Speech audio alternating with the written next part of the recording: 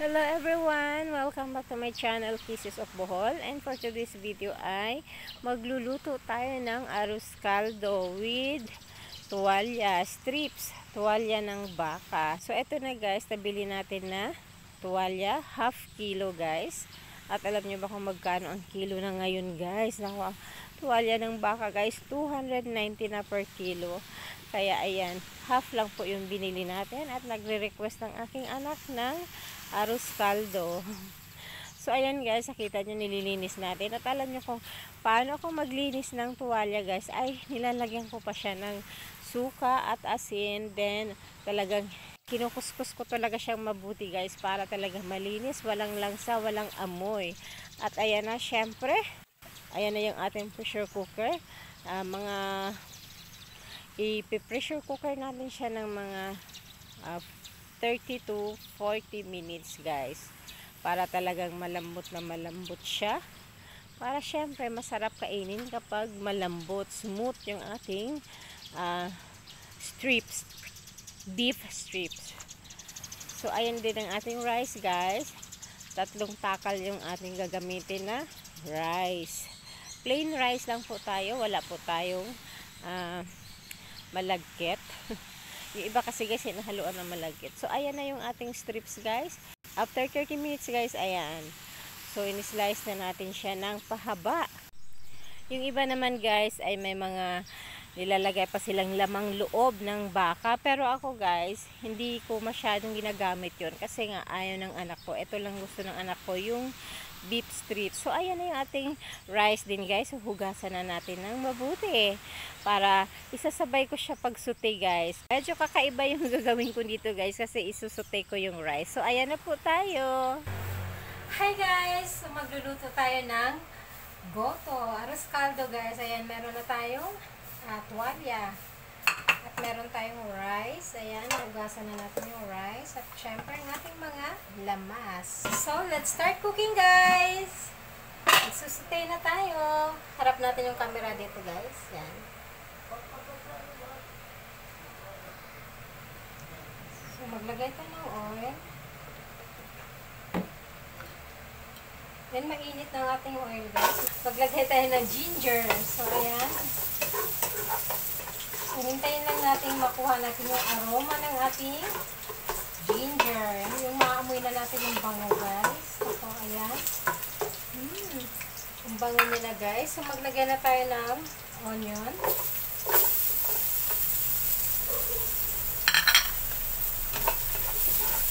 Then, maglagay na tayo ng ating tuwalya.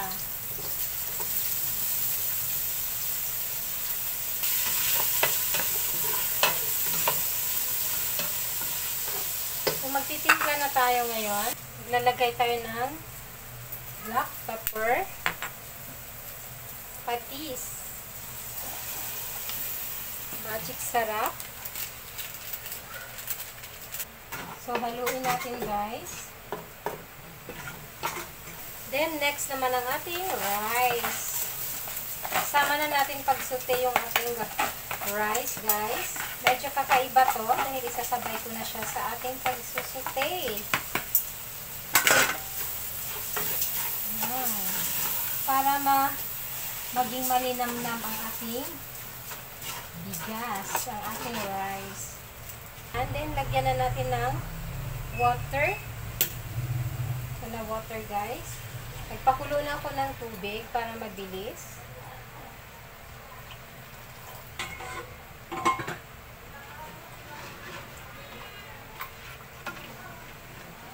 Simmer natin ng mga 5 minutes. So, haluin natin guys, para hindi siya dumikit sa ilalim ng ating kaserola. So, hintayin natin siyang kumulo. So, ayan guys, kulong-kulo na siya. Dahil medyo mainit naman yung ating inilagay na water. Kailangan haluin na natin ito ng haluin ng walang lumbay.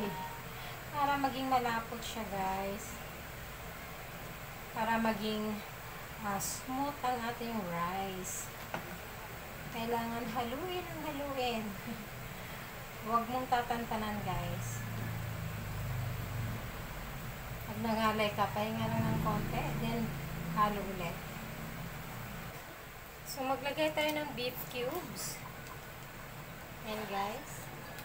Pampa-add ng flavor. Haluin ng haluin guys hanggang sa lumapot siya. Yan. Yan ang ating face. Alam nyo naman kung anong hinahalo ko, diba? So, pwede ng mukha ko naman ang makikita nyo guys.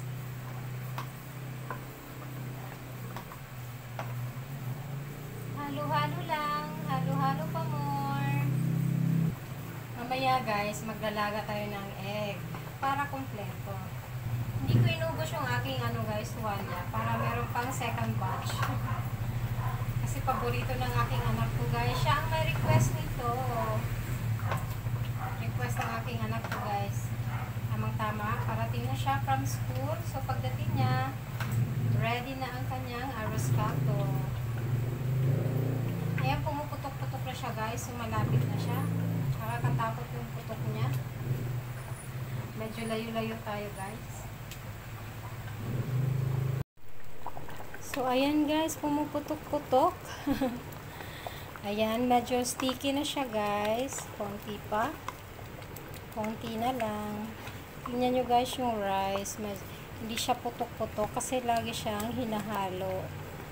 Pag iniiwanan mo lang siya guys, naku, magpuputok-putok yung rice. Hindi siya smooth. Yun yung kaibahan ng walang tigil ang halo sa pababayaan mo lang na kumukulo dyan. Sticky na siya guys. Ayan. Kaya pwede na siya. Tikman na natin. Tikman natin.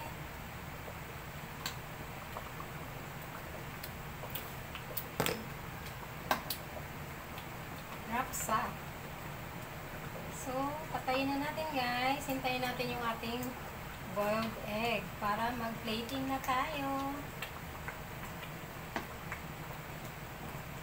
Patayin muna natin guys. And here is it guys. Ayan na po ang ating arroz caldo with strips ng baka, tuwalya ng baka, and syempre with egg. Ayan na. Let's eat guys. It looks so yummy. So that's all for today guys. Please don't forget to subscribe, like, and comment below. Bye everyone!